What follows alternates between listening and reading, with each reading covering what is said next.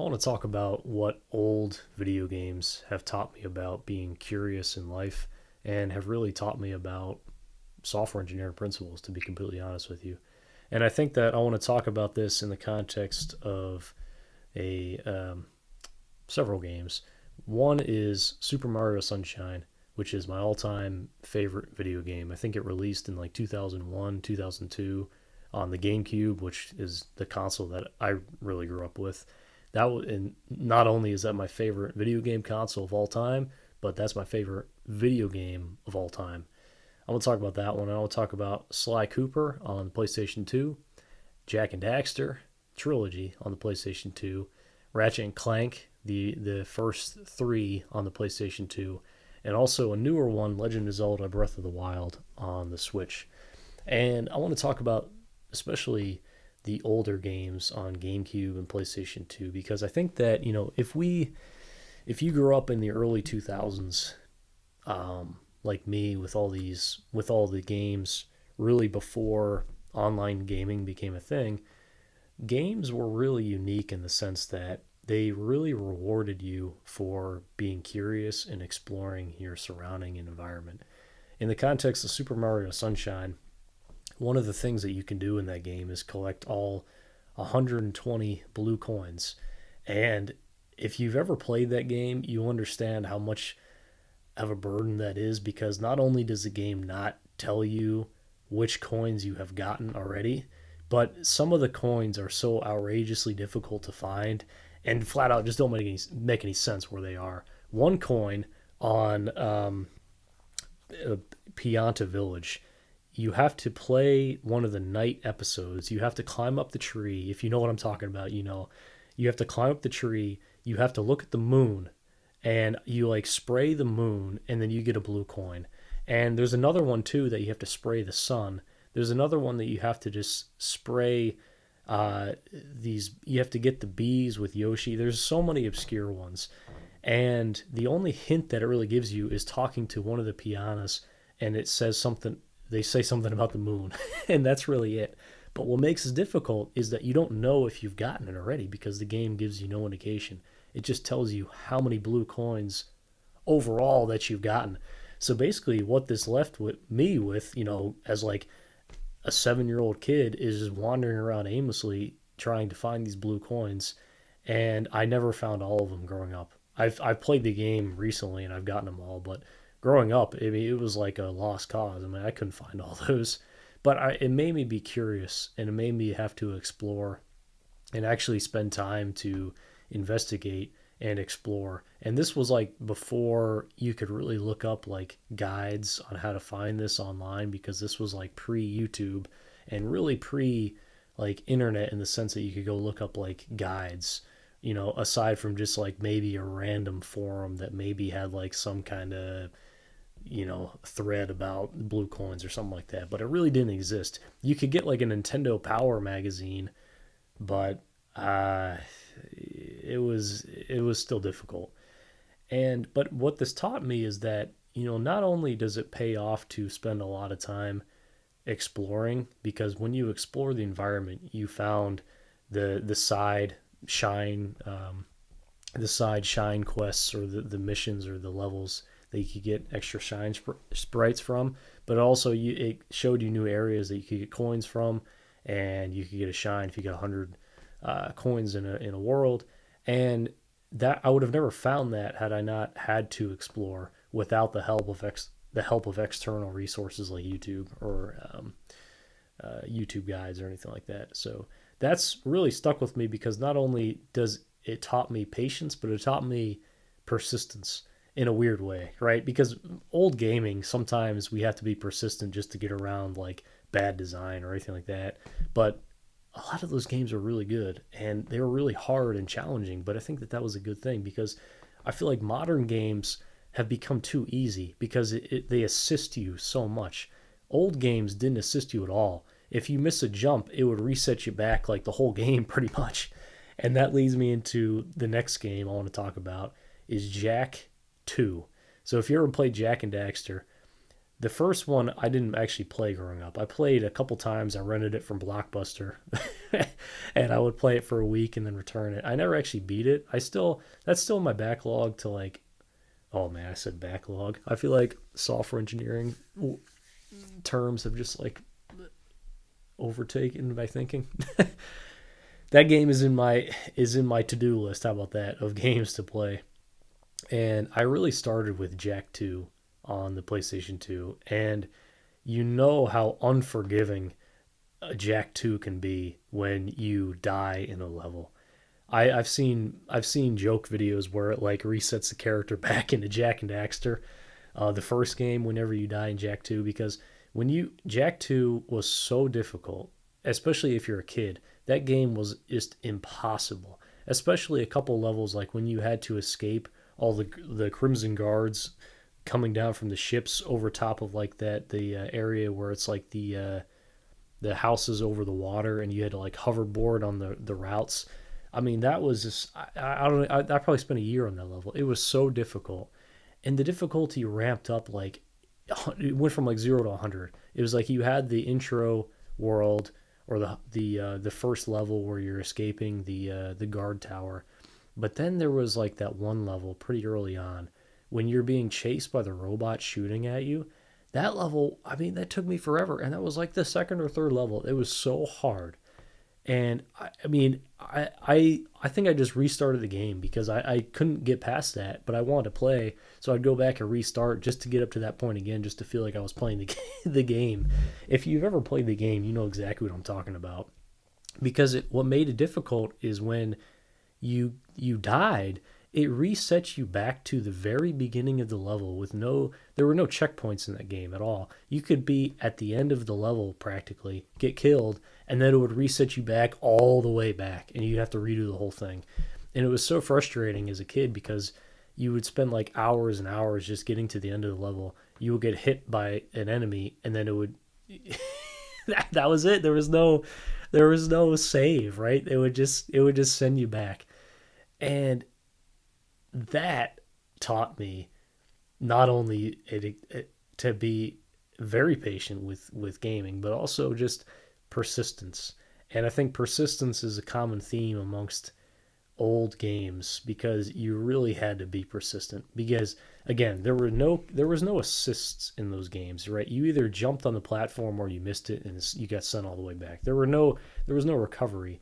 There were no guides to look up online really to show you like different ways to do things or different strategies. Not like there is now. Again, you could buy like those like magazines that could like give you like tips or show you like a map or show you routes, but that was really about it.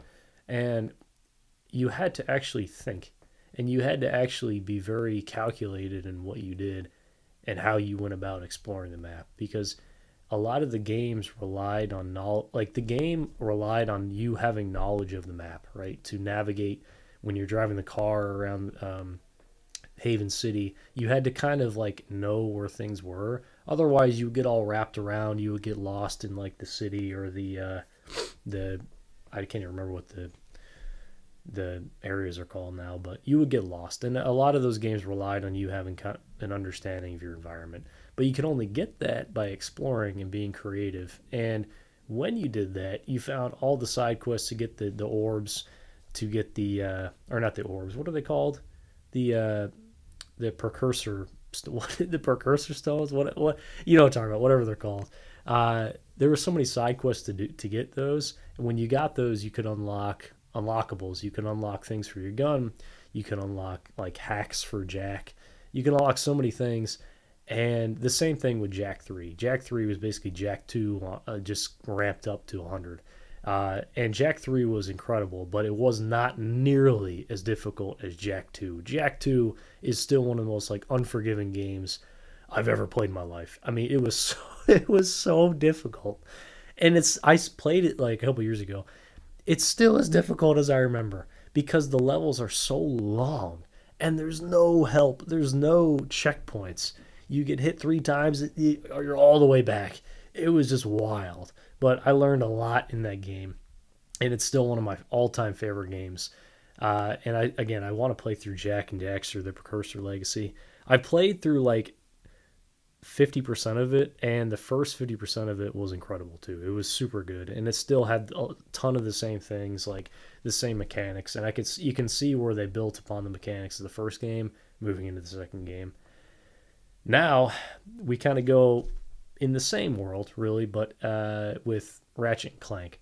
Ratchet and Clank, the difficulty was nowhere near Jak and Daxter. Ratchet and Clank, especially in the third one, Up Your Arsenal, if you knew how to strafe, you could basically strafe around all the enemies, go in a circle, and shoot them and never get hit. And that's basically what you did in each level. And you could basically speed run the levels by using your jet boots and just sending it through the whole level and not getting hit.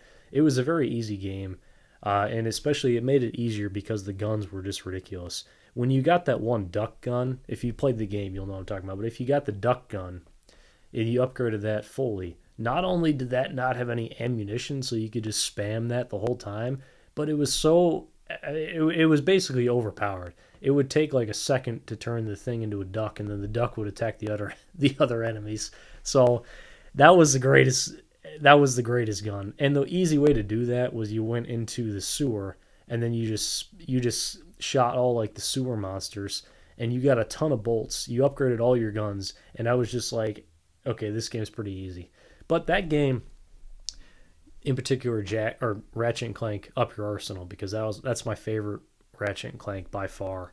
With a close second being Kraken Time, right? Yeah, Kraken Time. Yeah, but the Up Your Arsenal all time favorite. The thing that one has, but more so, especially in the first Ratchet and Clank, is that you had to explore the worlds in order to get the objects that you needed to grant access to things in other levels. So it made you have to revisit old worlds and go on different routes now that you have the right gun to access that, now that you have like the right boots, the slingshot, or all these different things that you needed to access new levels. That not only again taught you persistence, but also you had to be curious. That game basically forced you to be curious, because not only could you then find all the different gadgets that you needed, and the game wouldn't really tell you where they were. You kind of had to honestly go and find them yourself. There wasn't really a lot of help, especially not in the first one. The third one was a little easier. Not that they're hard games to begin with, but you had to go and do those things. And once you found them, you had to then go and figure out where you had to use them. So not only didn't give you much help finding them, but it didn't really give you much help in terms of where you're like, okay, now where am I supposed to use this? So you had to really be, again, curious and figure it out. But that's still stuck with me, because I still think about that game now, because my level of patience for really new video games is very, very low compared to what it used to be playing those old games, because now I'm too reliant on like external sources of information to help me, right? I'm too used to having like a play-by-play guide, like showing me like exact buttons to press here, jumps to do here. Like it's basically too easy, because you get too much assist in new games. Old games, you didn't get anything. And that really, like growing up with that in my childhood, not only were the games incredibly difficult, even a Ratchet and Clank when I was a kid, but it made me think. And I think the thinking aspect is kind of lost in new games. But the thinking, I think, is carried over into work, into software engineering, because not only do I have to think about what it is I'm making, but I have to think about the application of what it is I'm making. And figuring that out, I think some of those principles came from playing these old video games. And the same thing, on the same thread, Sly Cooper. Sly Cooper, especially the second one, was like open world Sly Cooper, and it was awesome. The first Sly Cooper is still my favorite, just because I think the replayability of that game is just unbelievable. That game is one of the funnest games I've ever played in my life. The first Sly Cooper, the Thievius Raccoon, is that game was not only, it looked amazing, the graphics, but it's held up to time. It really still is a phenomenal game, just based on how you have to sneak around the enemies that you encountered, and how you had to be a little bit more methodical in terms of your movements, but also to what you're actually doing in the level, because you had to sneak through areas and not be, go undetected. And that especially was ramped up in the second one, where there was a lot more sneaking levels, but you actually had to go and find like the levels that you had to go play. And it was interesting how, like, you use your binoculars and you could see the levels that you had to go to, but how you had to piece them together in order to get the to complete the larger quest at hand. And you could also get the power ups like the glider, you get the smoke bombs, you could get all these different things that I think not only built upon some of the aspects that we got a little bit of in the first one, but the second one just took it to a whole nother level. But again, the same thread of like you had to be curious and you had to be persistent in terms of like what you're actually doing. And Sly Cooper was way more forgiving than the other games I mentioned. But the first one was a little bit more unforgiving because you only had like the horseshoe that you got, so you could only get hit like twice or something like that. But that one still made you think a little bit more because if you died, you got reset back to the last checkpoint. So, but it wasn't nearly as hard at all compared to Jak 2. Jak 2 is still one of the most difficult video games I've ever played. um, the last game is not old, obviously. The last game is new, and it's Legend of Zelda Breath of the Wild. This game is like the definition of like open world curiosity leading to success, right? You had to explore side areas in the map in order to advance, right? The unique thing about this game is that you could go directly to the end mission and fight the last boss. You could go directly there, but you probably would not be successful because you haven't upgraded your hearts, your stamina, and you haven't gotten all the weapons that you probably want, including the Master Sword. But in order to get the Master Sword, you had to have a ton of hearts. And in order to get the hearts, you had to get the orbs from the shrine. So it all kind of built upon each other. But in order to find the shrines, you had to be curious about your environment, and you had to explore the entire map. And in doing that, you inevitably upgraded. You got upgraded weapons. You did all the side quests. You probably got Link's house. You probably got upgraded shields, weapons, the horses, armor, and all the different hidden things in the water and the chests. And there's so many different areas. And whether or not you did the what are they called? The divine beasts. Whether or not you did those is optional, but it significantly helps you in the end. So, but again, you didn't have to. But the thing I want to talk about with this game is that it was nowhere near the same like play style as older games, just because the amount of help that you get in this game, both in the game but also externally, like all the content that was made, by people like us, just talking about like what to do and different guides, and you could look up pictures on like what where all the shrine locations were. Like that's what I did, just because I couldn't find a lot of them. But the fact that that option existed made it a way different play style than something like Jak 2 for me, because I didn't have that option back then to do that, but now I have the option to do that now, just because the internet is, we have access to YouTube. And growing up in like, when it was like 2005, that really was not as much of an option as it is now. So it just is fascinating how a lot of the same threads of those games, of the old games especially, have kind of stuck with me, and a lot of the principles that I've learned through those have kind of translated, I feel like, a little bit into software engineering. Not that I think about those actively when I'm working on assignments or whatever it is I'm making, but a lot of I find myself, especially like after work, thinking about a lot of those games, and my mind kind of like crosses over a lot of like what I'm working on and a lot of what I had to do in those games to win. And I don't know if like, had I not played some of those games, would I be in the same spot I am now? I think I would be, like, had I not played those, but I think it's helped me have an understanding of like the payoff of being curious. And I think that that's what I really want to get at in this video, is that I think it pays off to be curious and to explore. So that's all I got for today. I'll see you in the next one.